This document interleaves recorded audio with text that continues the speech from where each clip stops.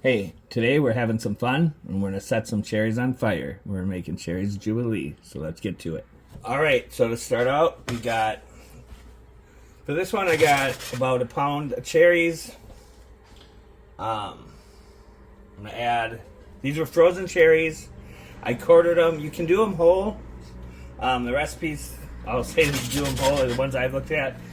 But I made a sauce the other day for something else, and I quartered them, and I like the way it turned out a lot more. And this way, it'll kind of, you get more cherries distributed more evenly throughout the dish. So to this, we're just going to add a couple tablespoons of orange juice, or you can use lemon juice. And then I have a half cup of packed brown sugar. And we're just going to let this kind of heat up. And we're going to dissolve the sugar and kind of turn it into a syrup. So we got it on medium heat. The cherries were frozen. I just cut them up so they've been thawing out for a few minutes. So we'll see how this goes.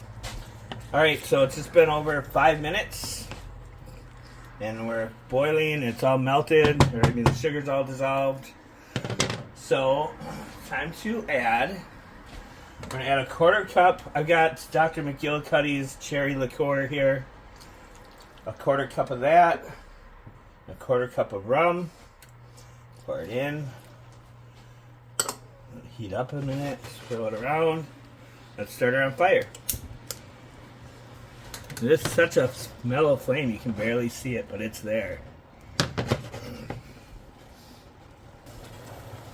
Alright, so I just have a tablespoon of water and a tablespoon of cornstarch. I'm just going to add that just to thicken it up a little so it's not so runny.